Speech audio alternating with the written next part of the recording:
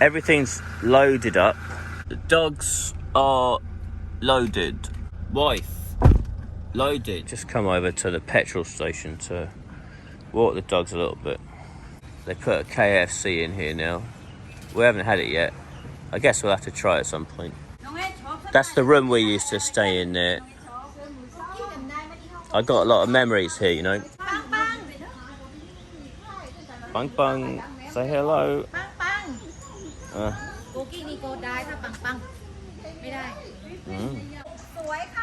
What did she say exactly? My nose. Another one. The lady there just said, my nose is really good. The lady said she wants to take my nose and stick it on her. He wants it. Oh, we've had a good walk around. We've bumped into some people we know, had a chit chat. We've got to drive down to Phuket today. Hopefully it won't take too long. I've been to a couple of 7-Elevens looking for my favourite croissant. But they said they stopped selling them completely. It's the best thing in 7-Eleven. It's the best breakfast. I used to eat that all the time. I was really looking forward to getting another one. Trip down memory lane with a croissant. No croissant.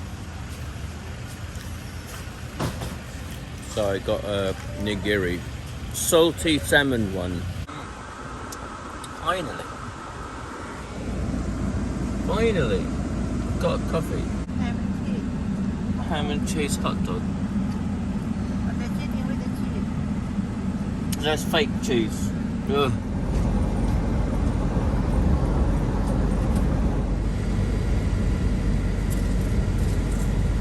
We're about 2.5 hours into the journey. They're mostly sleeping. They do like being in the car, but not for like this long. It's a bit long.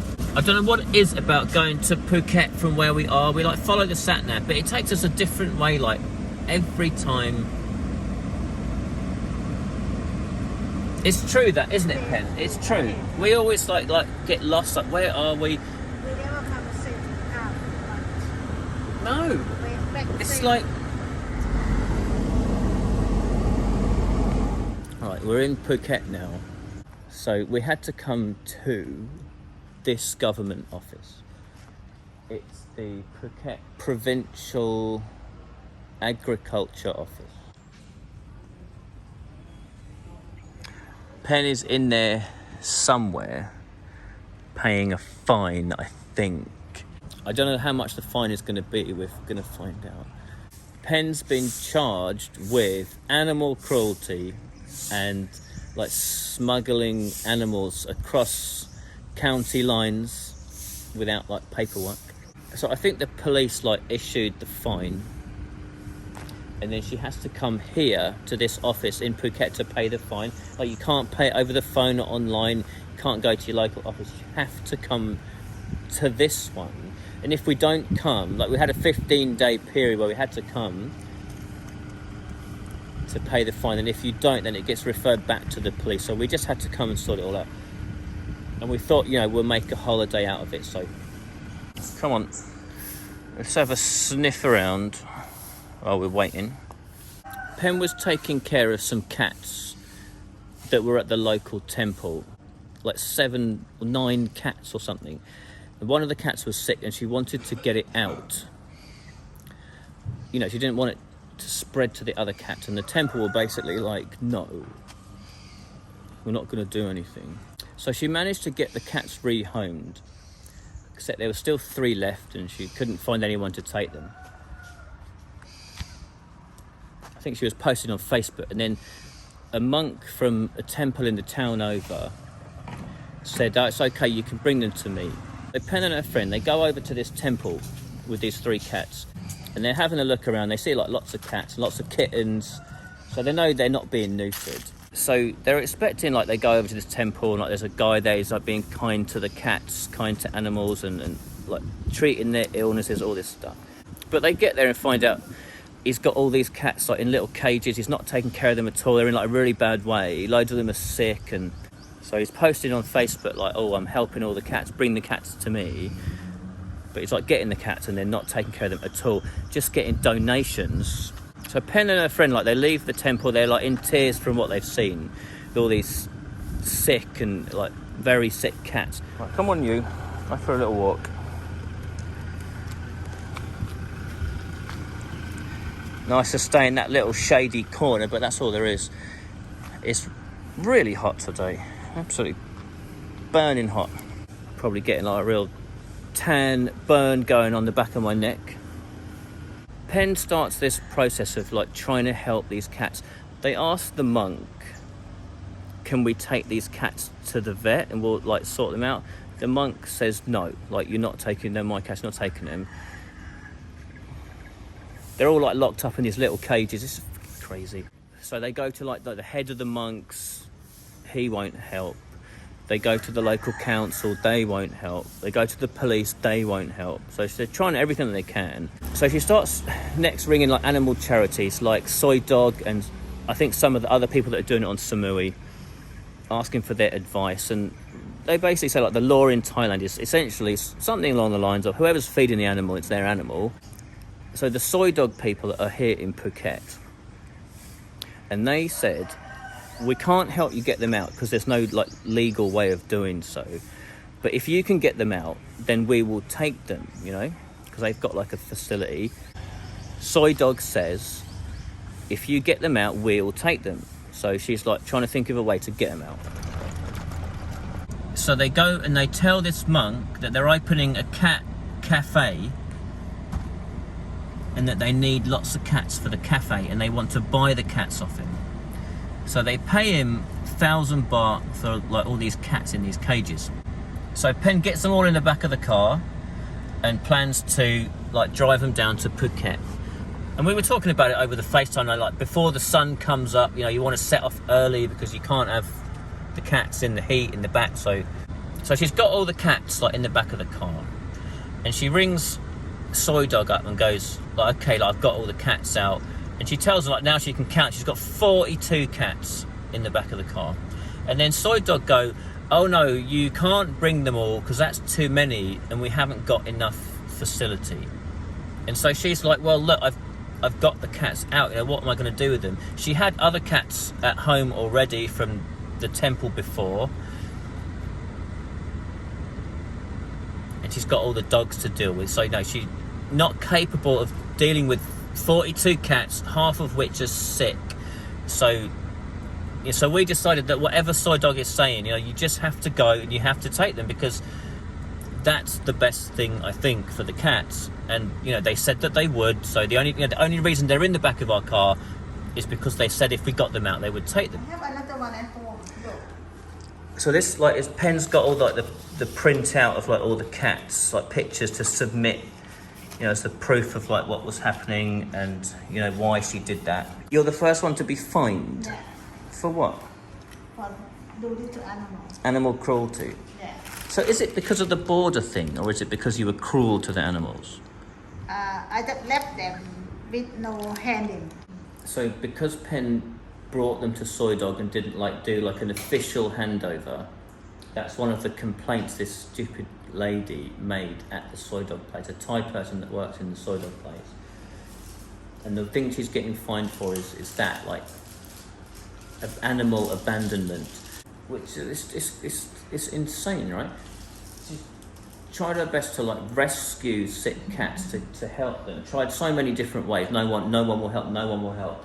You know, a hand is force. Like, what are you going to do? Like, ignore it or do something? And then they say, this woman sort of files all these like criminal charges with the police.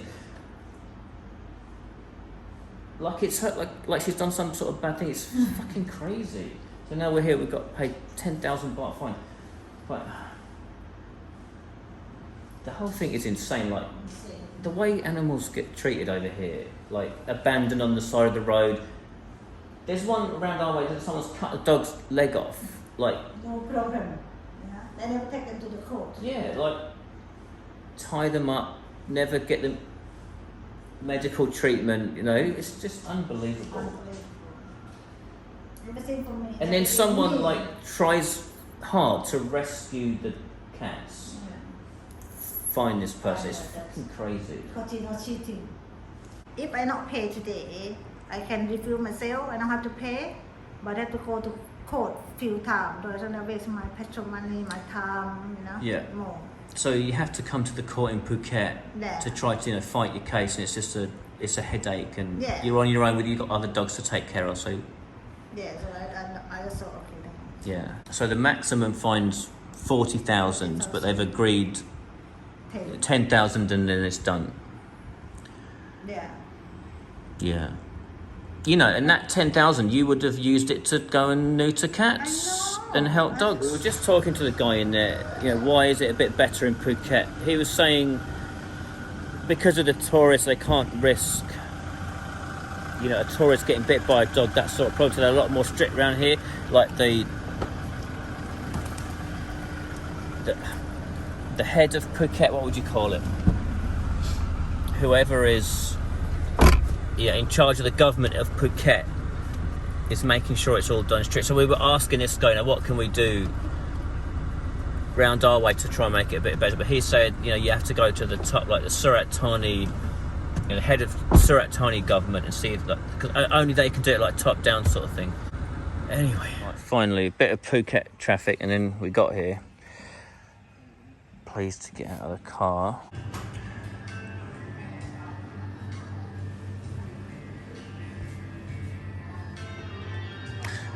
So there's like a breakfast thing tomorrow. They do food as well. We'll have a look at the menu. It's like car park, and then like villas off down that way. Right, so up for a reception, and they got these villas up here. Oh, Gorgies, you're home for the night. Yeah, they got a fence all the way around, so we can just let the dogs go. Why is he straight for the door? I pulled it over. Bung, get out of the door. You're not going out. We got a fence all the way round, so the dogs can't get out. Pen's happy because of the fence.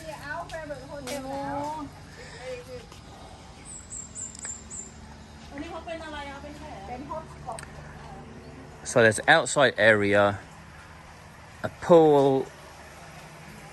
We're going to try and get in there in a minute, I guess, before it gets too cold, before the mozzies come. I did ask her, then mozzies around. She said, yeah, there will be. So, keep the door shut, so...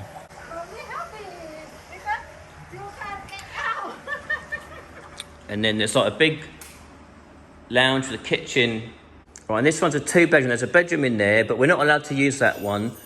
We're just having we're obviously 1 bedroom. So there's, a bed...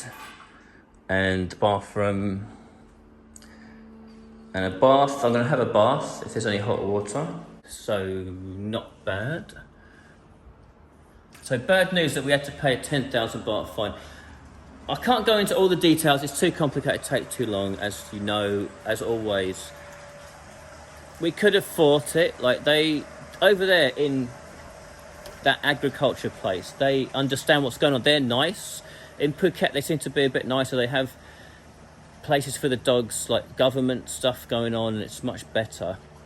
So it's not them doing it. It's they understand the situation of what happened. They believe Pen. Pen's got all the evidence. She's got the proof of soy dog people telling her on text message, we'll take them if you get them, all this stuff. So they know Pen didn't abandon animals. They know Pen wasn't doing animal cruelty. But in order to fight it, you've got to go to court, maybe up and down to Phuket a few times. And Pen's just I don't want to. So that's why. Where's Bung? Bung! I bet you he's found a hole. Where is he? Look down the left there. Is he down there? Bung! Doggy, you're going to push me in. Come on, Bung. Is he in there? Yeah. Bung, out! Yeah. Bang said no way. Never happened. Try to get out still. Well, that was pretty nice. I did 30 minutes in there. It felt really good after all that driving. Bung can't settle. I think he likes to explore a bit more. He doesn't like being cooped up. He's been circling the fence, looking a bit restless. We just ordered a bit of room service coffees, just to have a quick drink, quick rest. Bung! Stop it. Naughty dog. Yeah, he's a bit funny mood. I think he's been cooped up all day. That's my socks. Penny's got my socks. They brought us a little bit of fruit, coconut and apples. I think there's like complimentary. Is it nice? Nice, yeah. ยังจะเสียตังค์เอาสบายใจขึ้นหน่อย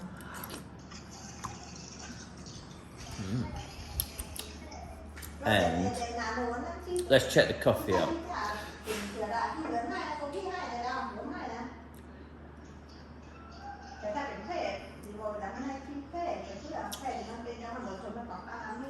It's not too bad. You can see it's stronger at the top, so.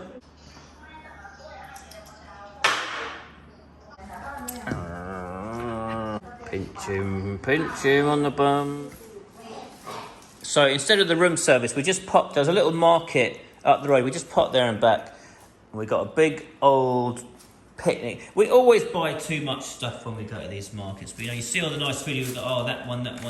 So we got some chicken bits. And papaya salad. I don't know what you call these things, but you'll know what those are if you've been to Thailand. Chicken and mubing, and then like a few different curries and some rice. Well, someone's in a good mood. Had a nice dinner. I think he's happy to be out of the car and happy his belly is absolutely stuffed. So hungry.